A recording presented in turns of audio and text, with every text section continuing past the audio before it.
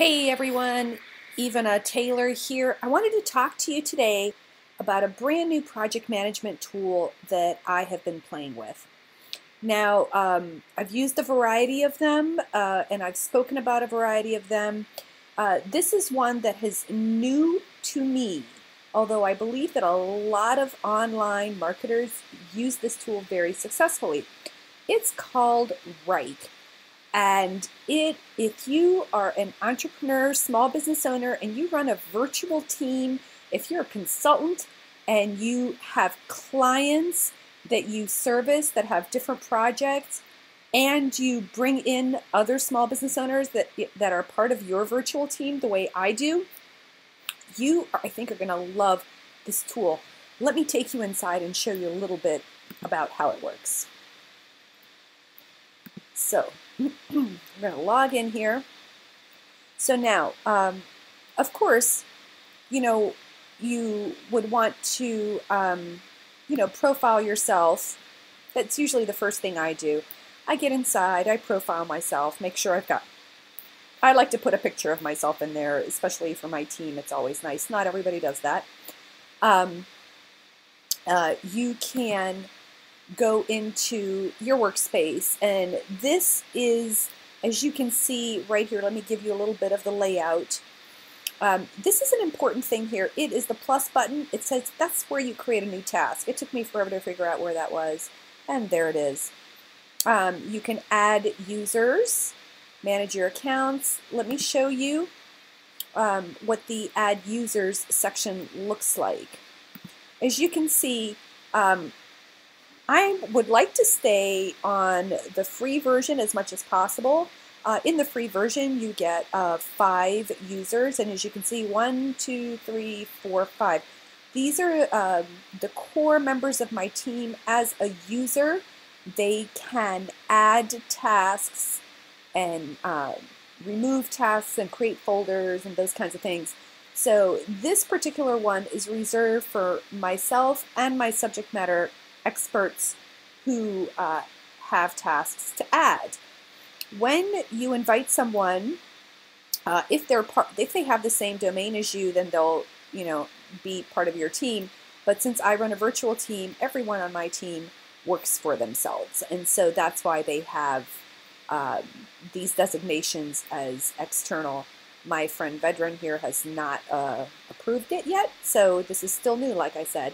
Down below, I have collaborators. Again, these are members of my virtual team, and I can move people around. I can move people, from a user to a collaborator if I want them to add a task and, pull a plan together. They're going to do that there. Okay?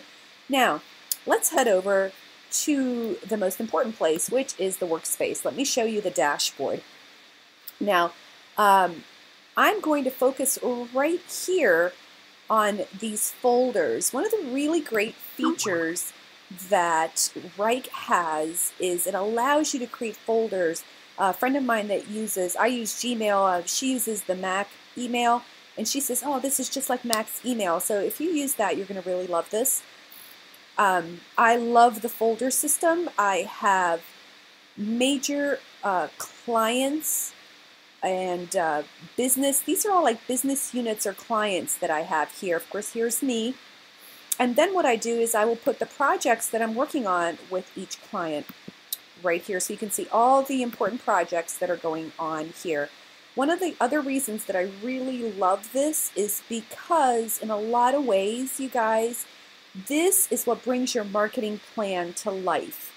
You see, I mean, let's just look at my site here for a moment. In my business, there's an affiliate component to my business that I manage. There are articles, of course, that I write. There are events, in this case, the Bizapalooza. I want to bring in merchandising and e-commerce this year and into 2014, so I've added a folder for that. Of course, there's online marketing, and then there's the website, any changes that have to happen there. Inside of the online marketing component, you can see you can keep expanding your folders and your projects. So let me show you what this looks like. See, you can see I've got the whole DIY virtual events. There are virtual events that I'm planning. There are programs that I'm working on that I would like to develop. So I can see my entire business and the projects that I have planned out and strategized that are important to my business, and that's one of the things I really love about that. Now, when I look at, let's pick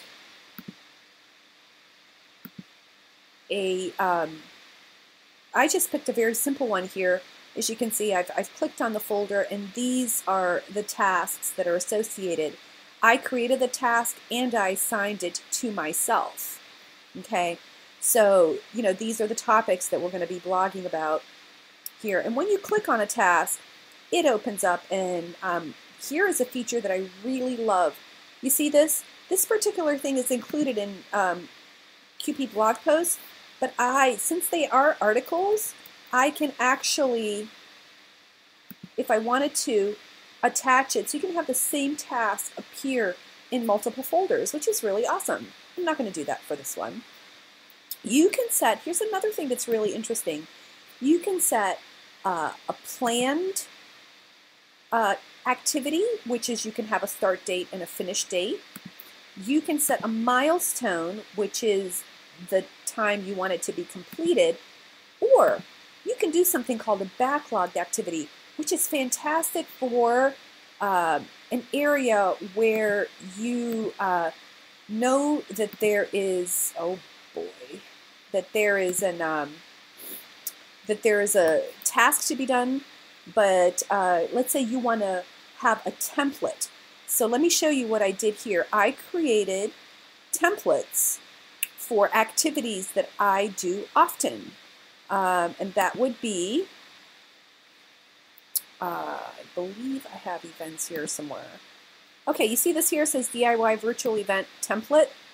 Here is what I've done, and you see, notice that there are no dates, but there are the length of time that something like this takes. And once I create a start date, all of these tasks will be parsed out so that you can see them. Now, I don't think that's going to show. The other thing they give you is a project management tool. I think the best one to show you for that, might be articles. So you can see when articles are due to be written, and you can see what that looks like. And of course, you can spread this out or make it smaller, so that I can see. And it has it by week, so I have all my articles scheduled out and when they're due. And you can look at it by folder. You can look at all your folders. I can look at my entire life at a glance here. And notice, can you see when I'm moving, you can see this little space here that kind of shows me what I'm looking at throughout the year, which is really pretty awesome. This little red line here is today's date, and once an activity, if it's not completed on time, it will turn red. You'll have to get into, they have wonderful webinars here that you can look at, and they'll show you how you can even create dependent tasks. So if you can't start one task until another one is completed, you can connect all those things. I mean, it is a powerful project management tool, and I really like that. Of course, if you like looking at it as an outline, you can see all your activities that way, or you can see a list. And this is pretty much, how I look at it. This is still a new thing for me, but I've got tasks that I've planned out, article posts. As you can see, I've assigned here certain tasks. And one of my other favorite features that Basecamp did not have, and this was a huge missing for me, and that is recurring tasks. I mean, when you're in the publishing business and when you're publishing articles, you need to, oftentimes you submit them on a regular basis. And so you want to, if I'm assigning things to folks to edit, look at, or write, then I want to have that be a recurring task. So that's how that works. So what more can I tell you? Let's talk a little bit about, let's talk a little bit about pricing, if they have that here. I thought that, here we go. You can look at the subscriptions. Let me show you that. I'm currently on the trial, and so that'll be expiring shortly. Oh, here it goes. For the 5-user plan, it's $49 a month. This is a little bit more expensive than Basecamp, but I'm thinking that some of the features that it has really might be worth it. I currently have 5 users on here. I'm gonna have to take a look and see what the free plan is, because I would like to play with it some more. Let me show you also. So this is the dashboard, and I really like this because it's telling me, you know, what to do. It's telling me what's coming up that needs to be done, and it's showing all the things that have been done already. So this is really a terrific tool. I would encourage you to definitely try it out. Like I said, if you have a virtual team that you are working with, this is going to be a fantastic project management tool. The other thing that's really great about this is that it is really easy to, you can attach files, and you can attach emails. Oh, and this is the other thing that I like a lot, is I can send emails to Wrike. Basically, all that's required is I literally send it to them. Because it's coming to my email, it knows if it's going to a specific project. All I have to do is put the folder on here like that, and it's going to go there. One thing I would recommend is, if you notice in the last shot, if you have a signature, it's a good idea to get rid of it, right? And, you know, write an article. And you can add notes here, right? And then literally just send it to yourself. Now, I'm not sure if it's appeared there. Let's see if it appeared yet.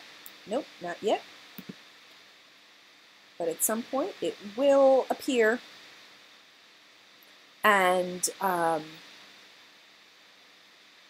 it'll come up here on this dashboard. It doesn't happen automatically, but it does ultimately come up. So you can email it to yourself. I think I had one where I was showing it.